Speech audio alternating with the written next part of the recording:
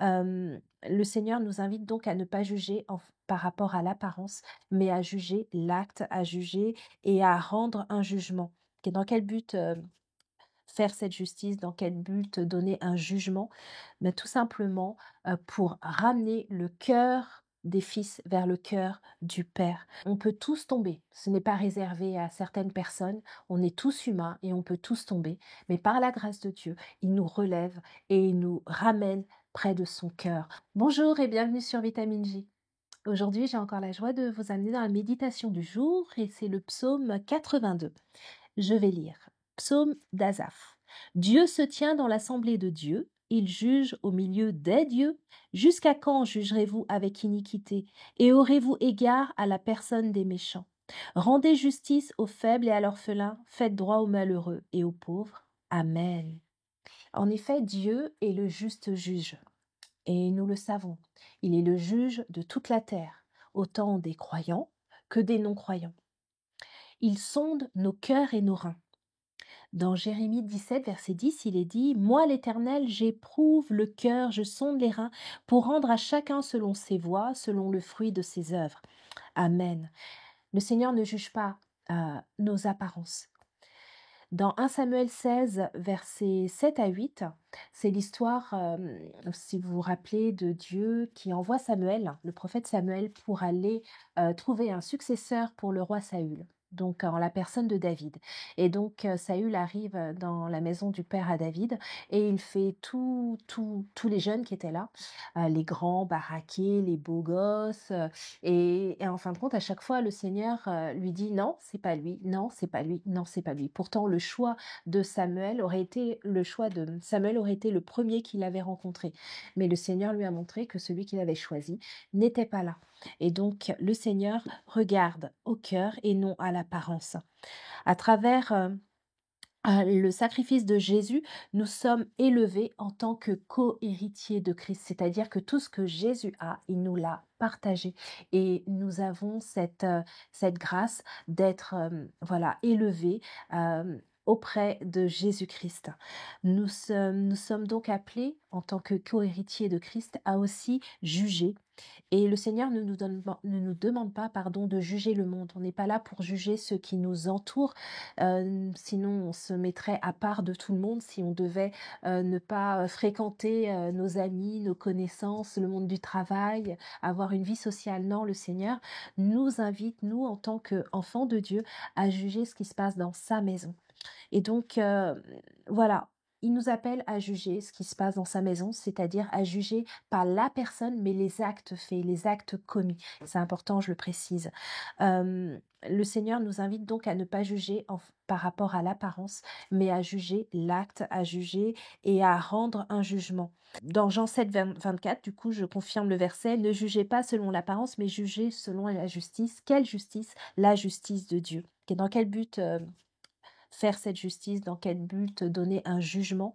Mais tout simplement pour ramener le cœur des fils vers le cœur du Père. Le Seigneur nous invite chacun à veiller les uns sur les autres. Et donc, ce n'est pas si tu as un frère ou une sœur qui prend de tes nouvelles, qui s'interroge pour toi, qui te demande comment tu vas. Ce n'est pas qu'elle veut rentrer dans ta vie personnelle, ce n'est pas qu'elle veut rentrer dans ton intimité pour pouvoir dévoiler ta vie. Non, c'est parce qu'elle t'aime, c'est parce qu'elle a cet amour, ce fardeau que le Seigneur a posé sur son cœur pour toi. Et ce qu'elle désire, c'est que tu avances, que tu ne lâches pas la main du Seigneur, que tu avances, que tu tiennes la main. Et des fois, bien souvent, le Seigneur nous permet de rencontrer des personnes dans différentes saisons de notre vie afin d'avoir un vis-à-vis et de pouvoir confesser nos péchés à quelqu'un et qui va nous aider à simplement les déposer aux pieds du Père et qui va prier avec nous et pour nous pour que nous soyons délivrés de ce péché que peut-être que nous commettons encore et encore. Donc le Seigneur c'est une de ses solutions pour nous permettre de nous libérer du péché. Donc ce n'est pas du commérage, ce n'est pas avec des intérêts de voyeurisme que vous allez avoir certaines personnes qui vont s'approcher de vous, mais c'est tout simplement parce qu'elles sont animées de l'amour du Père pour votre vie. Il est dit dans Matthieu 18, verset 15, « Si ton frère a péché, va et reprends-le entre toi et lui seul. S'il t'écoute, tu as gagné ton frère. Amen. La conclusion, c'est une exhortation en fait à un support mutuel. On a besoin les uns des autres. On a besoin de Dieu totalement et pleinement. On est le temple du Saint-Esprit. Il est là, il vient vivre en nous. Amen. Merci Seigneur. Mais il a aussi placé, on n'est pas seul sur une île déserte. Il a placé des hommes, des femmes autour de nous pour nous aider à aussi des fois nous appuyer pour pouvoir continuer à avancer. Voilà, merci Seigneur. Je finirai avec Galates 6, versets 1 à 2, que je vais lire. Il est dit, Frères, si un homme vient à être surpris en quelque faute, vous qui êtes spirituels, redressez-le avec un esprit de douceur. Prends garde à toi-même de peur que tu ne sois aussi tenté. On peut tous tomber. Ce n'est pas réservé à certaines personnes. On est tous humains et on peut tous tomber. Mais par la grâce de Dieu, il nous relève et il nous ramène près de son cœur. On abandonne le péché, on se repent et on est pardonné au nom puissant de Jésus. Il efface nos fautes relâchées au niveau de la mer, c'est-à-dire qu'il ne s'en souvient plus. Merci Seigneur pour ta grâce dans nos vies. Je vais prier maintenant. Seigneur, merci Père parce que tu es celui qui nous pardonne de nos péchés, celui qui a tout accompli à la croix à travers Jésus-Christ, qui a pris notre punition et qui nous a libérés du péché, Seigneur. Merci Père, parce que ce sacrifice a été fait une fois pour toutes pour l'humanité, pour le monde entier.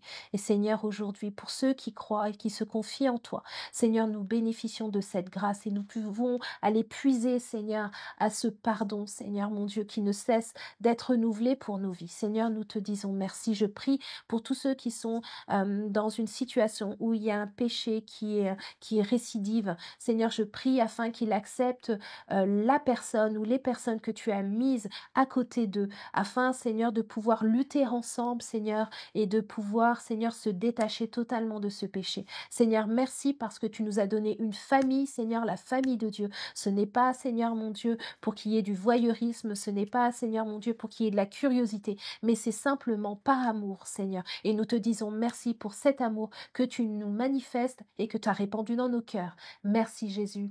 Amen. Soyez bénis et je vous dis à bientôt.